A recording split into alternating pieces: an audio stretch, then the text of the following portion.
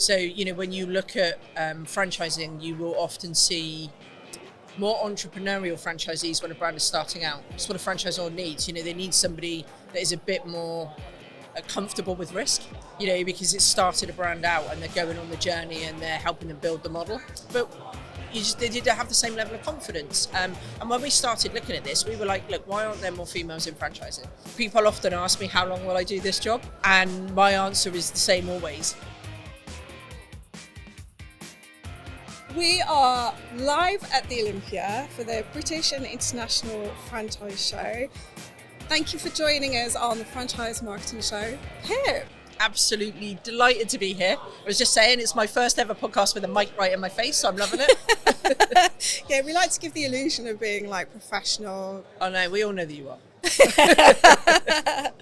So Pip, you obviously wear a lot of hats. You're like an advisor, mentor, fast car driver, golfer, Tell us about yourself and your role within the BFA. I mean, I'd use the golf a bit really loosely.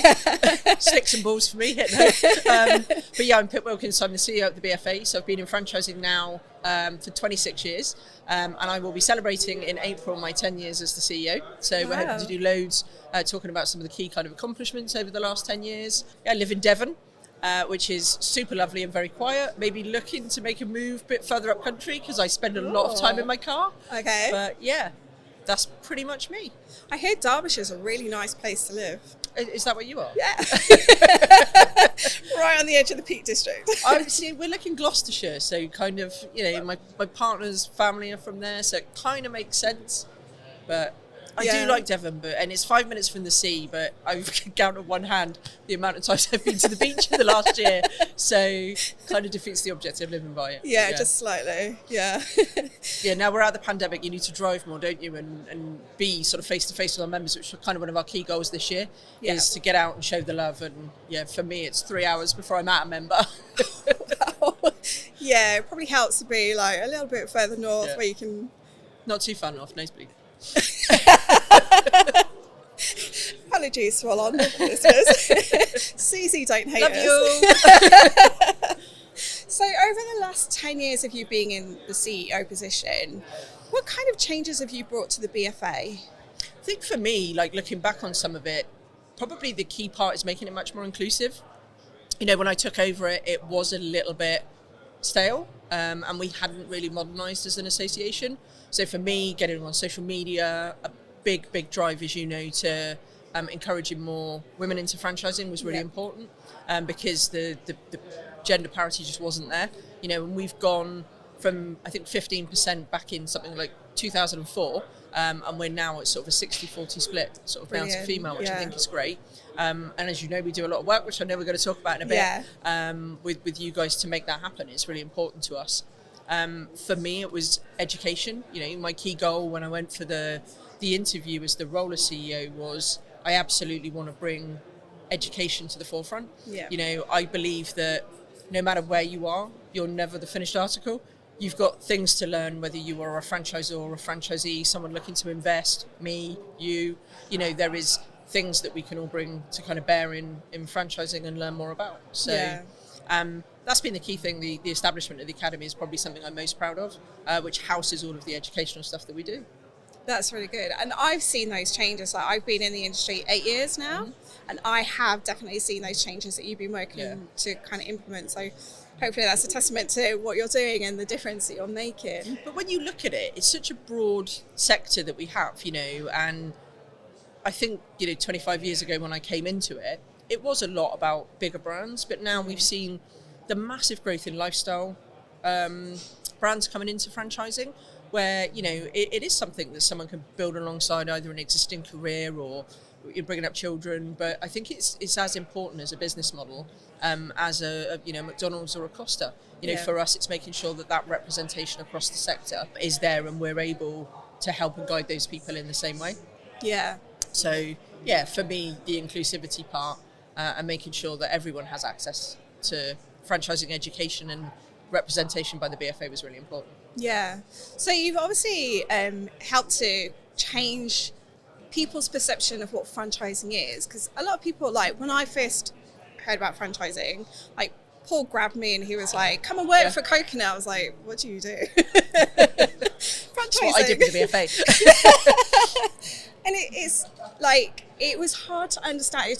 Probably took me a good 6 months to really understand that, because there's a lot of nuances within the industry, isn't there? Mm-hmm. How do you help people who are new, both as a franchisor or franchisee, to get to grips with what it's all about? I think all of it is time, and it's access to the community. You know, you don't see community connection in many sectors like you do in franchising. So it's getting people out and about and, you know, buddying them up with different people that maybe are sort of further along their journey. You know, we've got a long way to go as an association and as a sector in educating outside of franchising. You know, we do great stuff in sharing podcasts, you know, news articles, marketing campaigns. But for me, it's how do we hit wider than where we've been going to widen the pool that franchisors can fish in for new franchisees. But I think it's critical that we try and get franchising on the curriculum. So, you know, it's not just part of a business course. Franchising has its own module because, like you said, the nuances of it, understanding that franchising isn't the Harry Potter film franchise or Virgin Trains. It sends me over the edge when someone goes, it's a franchise, and I'm like, not. You know, for me, you know, business format franchising is those 4 common things. You know, the brand, the business system, the support that you're going to get, and the agreement that wraps it up. But the support bit is the infrastructure that makes it a franchise. If you don't have ongoing support, it's not a business format franchise. And I think that's where people get muddled between a business in a box and a license and a franchise. And that's the bit for me that we need to do more of. You know, we will have a big push over the course of the next sort of 12 to 18 months on how we can go further. You know, bring in franchise adverts that we can put out that is about, this is what connects these people. You know, they've started a business. You know, they might have been a milkman and now they're a drain cleaner. You know, they might have worked in a convenience store, but they've gone on to become a McDonald's franchisee. You know, there are people that come from different backgrounds, and I think it's highlighting that this is a background that someone's come from. They now run their own business, but what ties all of these people that have started running a business is the fact that they've done it through the franchising model. So we almost start with, hey, you can have your own business and this is how you do it. So in terms of like the kind of people that can run the business, obviously you've got entrepreneurs, you've got startup, you've got business owners and franchisees. How would you differentiate if someone is like, I'm looking for a business, I don't know where to go, I feel like I'm an entrepreneur, can I be a franchise? Do you know what I mean? You get like all these concepts. I think anyone can be a franchisee if they are prepared to follow a system. So, you know, when you look at franchising, you will often see more entrepreneurial franchisees when a brand is starting out. It's what a franchisor needs. You know, they need somebody that is a bit more comfortable with risk, you know, because it started a brand out and they're going on the journey and they're helping them build the model. Because, you know, you can have a model that is proven and, you know that it's going to work from a franchising perspective, you piloted it, but as you go through the journey, the first few franchisees are really going to help you build that structure out of what it looks like, what support you need to have in place, you know, and build your operations manual further than it was. So, you know, you need those entrepreneurial people at the start. As a brand knows what they're looking for, then they tend to want more system-orientated people. But I think, you know, there is something for everyone in our sector. Because everyone is looking for a different type of franchisee. The thing that connects them is that everyone is looking for somebody that's got a love and a passion for their brand. You know, if you look around franchising, we've got, you know, over 1,000 franchise systems in the UK market. It's not like you can't go, oh, I really love cars, so what can I find that's within cars? I really love food, I really love care. You know, there is just something that someone is going to go, I really love doing that. And that's the point, isn't it? It's finding something that you love and that you're passionate about, because you are going to do it for 5, 10, 15, in some cases 20 years. But I think it's advantageous, and the thing we don't talk about enough is you're not just doing a job, you know, and doing something day to day. You're building something you can sell on. You know, it's your exit thing, it's your bit into your pension pot, it's something that you realise the investment and then you can enjoy kind of later in life. We do see people that sell a business and then go on and buy a bigger business. So, you know, I just think we need to talk more about the whole journey, the whole life for franchisees cycle, and the life cycle. That's something that I do like to talk about is the exit strategy when I'm doing like marketing and trying to attract new franchisees, because a lot of them will have that end goal, won't they? And it's like, I want something that will help me get to this kind of lifestyle. Yeah, I want a Ferrari, that comes later, not right at the beginning. So, everyone has aspirations. And I think as long as people come into franchising knowing the realities of what they're going to be doing, and that's the important thing. You can't come in with your rose-tinted glasses on like, I'm just going to be running my own business. You are still building a business from scratch. You've got to work really hard, particularly in the early days. And it's knowing your own strengths and weaknesses. We were talking about it on a panel yesterday. You've got to have that self-realization of what you're good at and what you're not good at. Because when you build a business, any business, whether you're building a franchisor, or you're building as a franchisee, or you're building an association, you've got to know what you're good at and then how to employ the things that you're not good at. Yeah.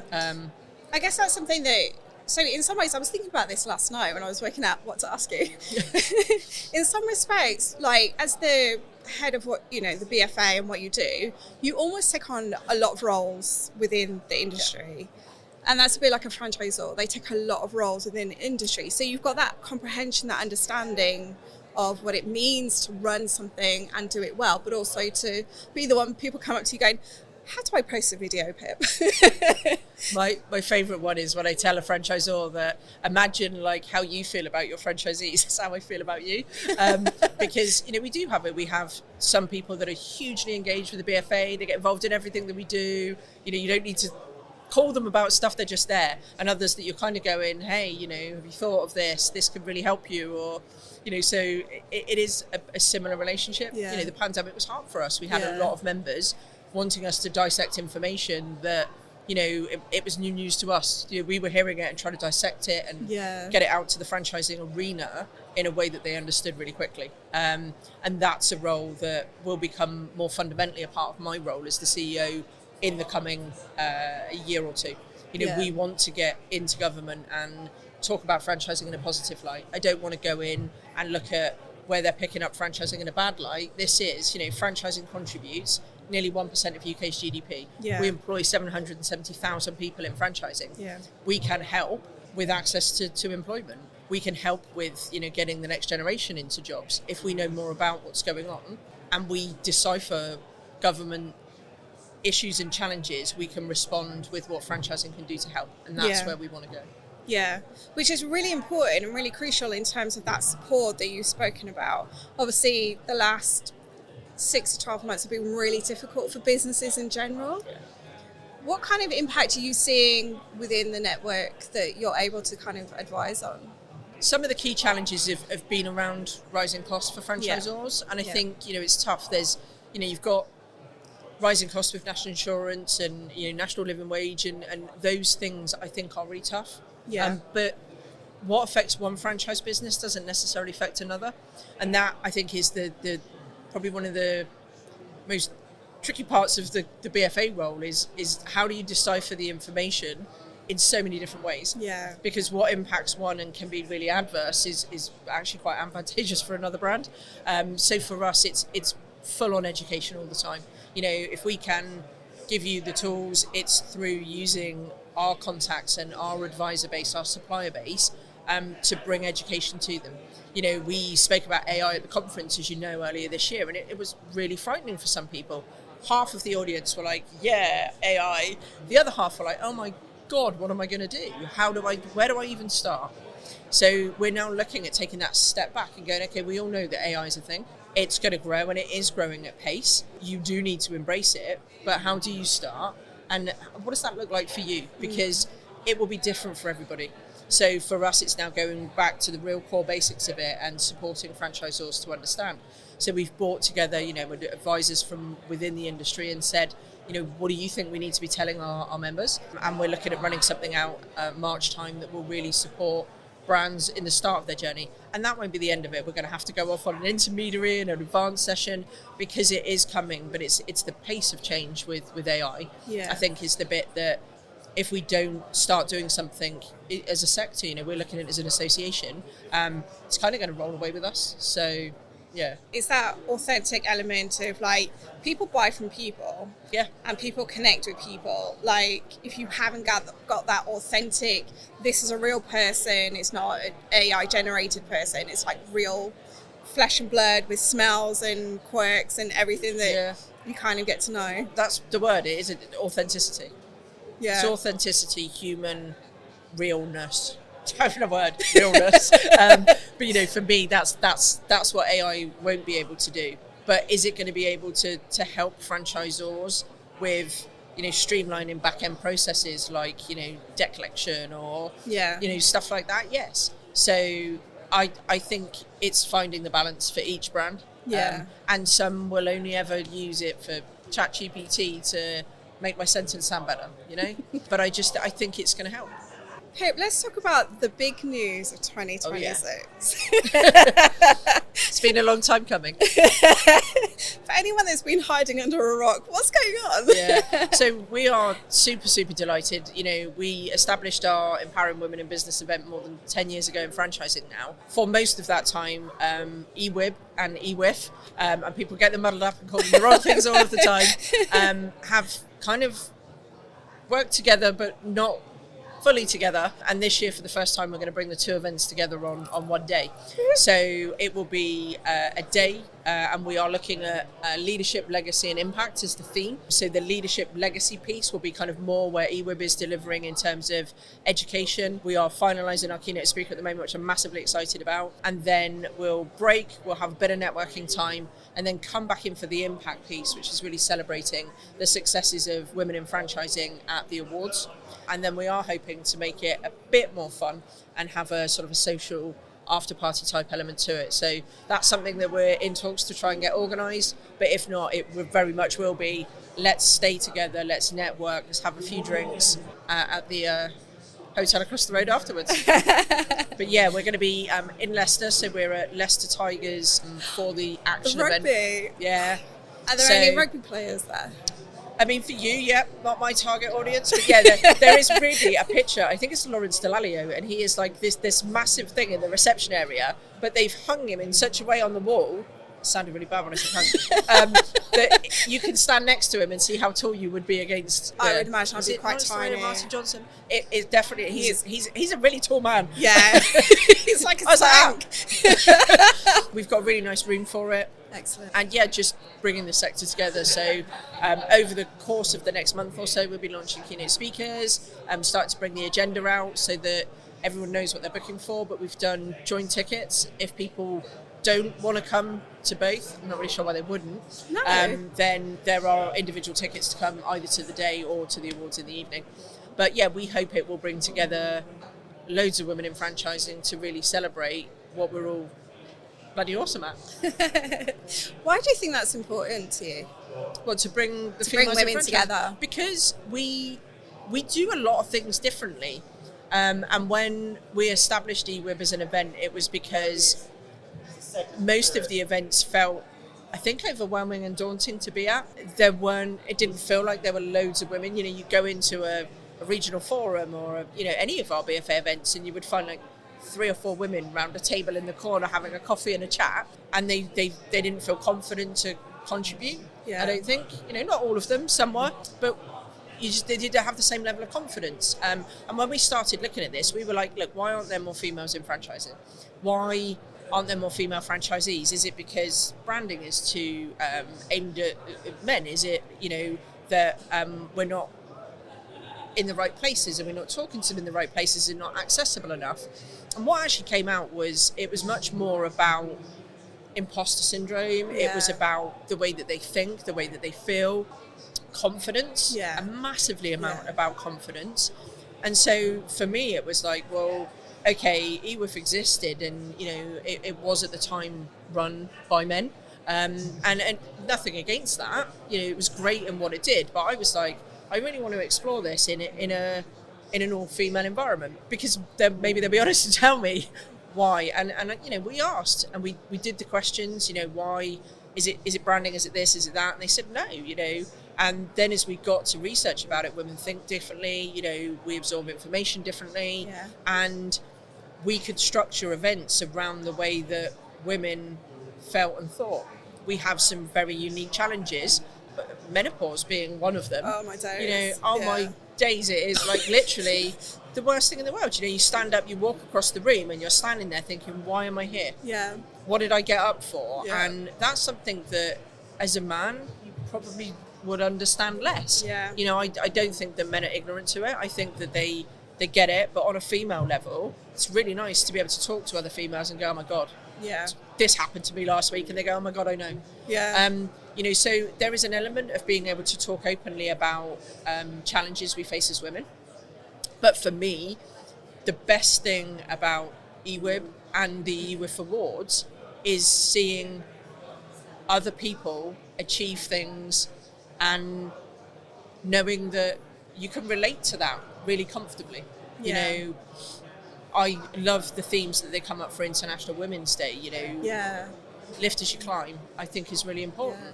You know, we do a lot of mentoring. There are huge groups of females in franchising now that really support and help each other. You know, with business issues, but mentally, with family stuff. You know, there is a different community. There's another community of women in franchising, which I feel really proud that we were a part of growing. And long may it continue. You know, the event is now open to a female to bring along a male colleague. You know, we think it's important that men support too, because they really want to encourage more women into franchising as well. But I think that 10 years that we had was really important to establish something that had its core, you know, that it wasn't just another BFA event with female speakers. It was a BFA event with female speakers, with a female following, and it's become a real kick-ass event in our calendar. Yeah, definitely. And one that some people use as their alternative to the BFA conference. And it has its place, it always will.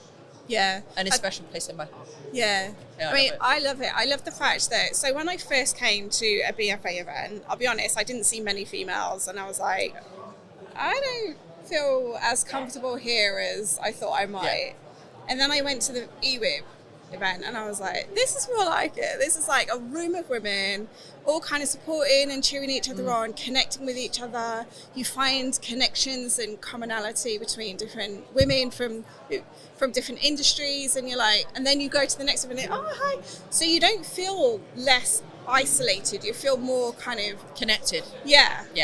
And it's, you know, it's not a burn the bras exercise or a slag bed off. I think that's what they thought in the early years. Never done that, Pip. But for me, it's that place that, you know, like I said, we tackled some really heavy subjects. Yeah. You know, and when I was looking at opening the event up, and it was probably only 5 years in, and I asked some of the women that had taken the main stage, would you give the same presentation to a BFA conference as you did at EWIP?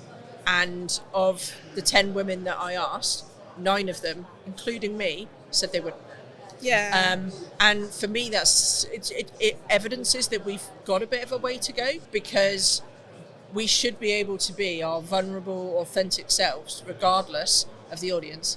For me, franchising is a safe space. I've grown up in it, and I think we've come a long way as an association. But, you know, sometimes just having that place to go, have your outlet, you know, be a bit more vulnerable and a bit more, don't know the word for it, really works. Menopause, gone. Yeah. See, I was thinking about, so when I spoke at EWIB, I spoke on imposter syndrome, and I know that I had a brain fog moment on the stage, and I was able to laugh it off in the room. I would not have done that if there were guys in the room. Just been like, okay. Yeah. And that's the thing, you know, we've also given a platform to so many women in franchising that wouldn't public speak before EWIB existed. You know, it was saying, you know, come here, it's a safe space, you know, we'll start off gently, be on a panel. And now I see some of the women that, you know, I had to twist their arm up their back to get them to come and do it, are speaking at the BFA conference, and they're doing breakout rooms, and, you know, they've started doing video content online. But it's helped boost people's confidence, including mine.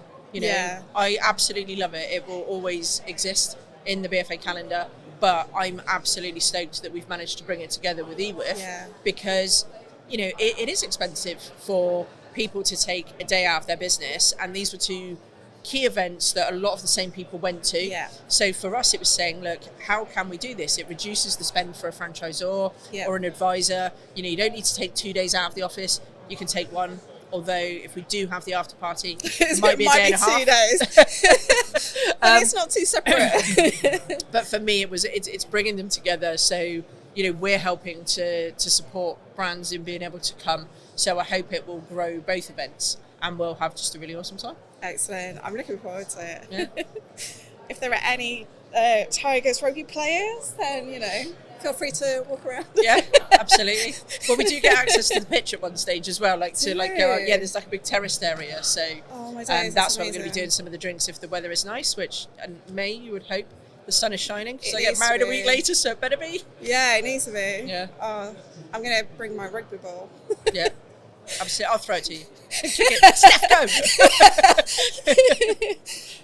So Pip, I'm going to ask you a couple more questions before we wrap it up.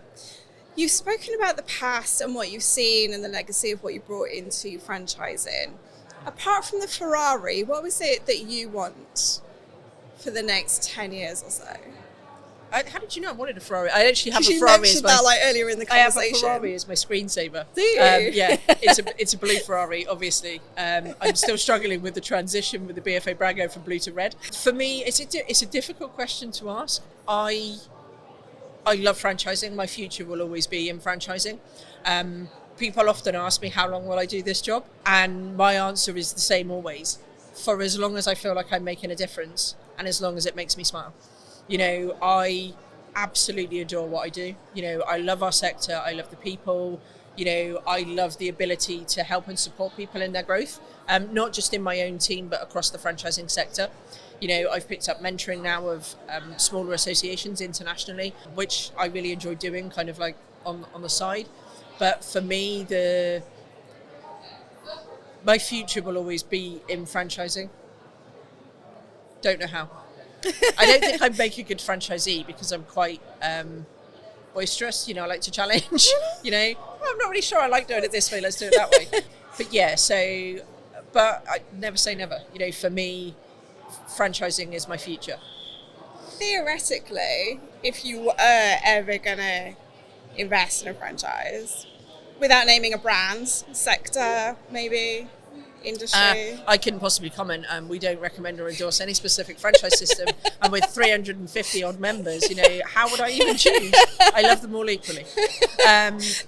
You're so good for government. Yeah. You're ready. It's one of those things that, over the years, I'm not going to lie, I've looked at different franchise opportunities. I did look at becoming a franchisee relatively early in my BFA career. And it was because I'd never been a franchisor. And a key part of me doing my role at the time was going out. I was seeing members. I wanted to understand what franchising looked from the other side. So I did some secondments into different brands. So I spent a bit of time with Snap-on Tools. I spent a bit of time with Belvoir Lettings. Spent a bit of time with one of the bigger brands in franchising. Won't mention that one. But we did quite a lot, and I did quite a lot of, spending weeks with them and seeing it from the other side. Yeah.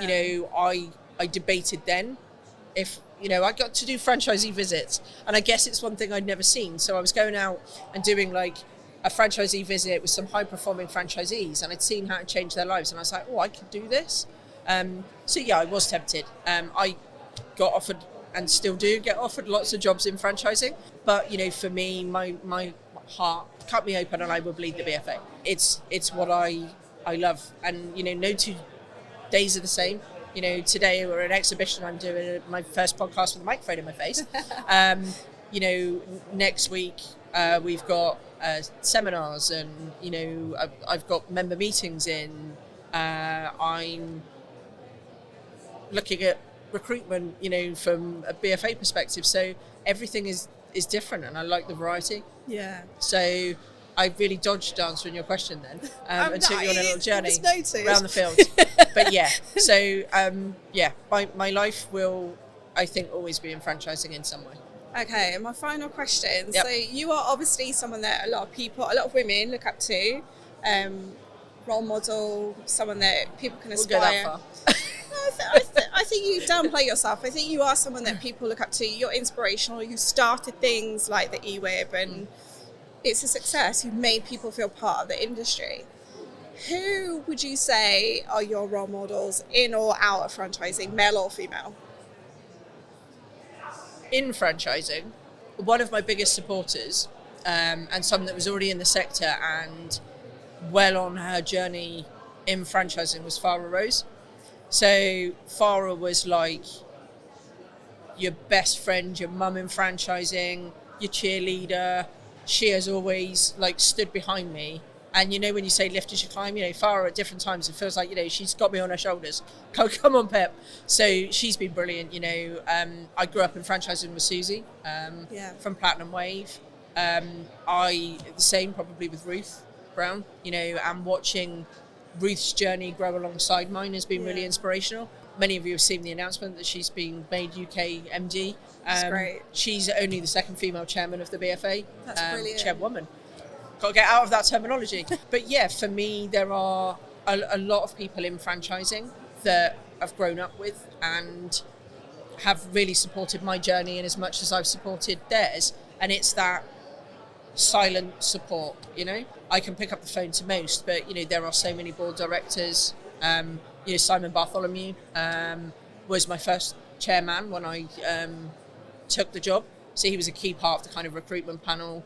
He's always been there, and it was really great to bring Simon into the association a few years ago to help drive forward franchisee membership, because he was really passionate about it. So honestly, so many people, I consider, you know, when I say franchising family, I genuinely mean it from the bottom of my heart. You know, I love people, and I consider a lot of people in franchising my family and my friends. Oh God, I got emotional.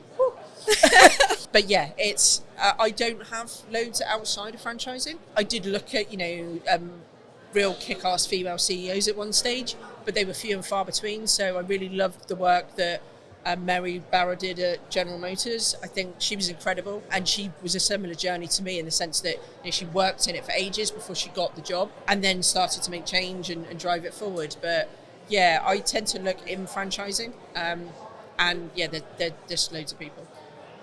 Excellent. Pip, thank you so much. That's I really okay. appreciate Thank you your time. for having me. And thanks for being the first time on our show with me. Please watch the Franchise Marketing Show podcast. It's an incredible experience. Come on it too. We can use that. Yeah. That's our official advert. Absolutely. Thanks, Steph. Thank you. It's cool.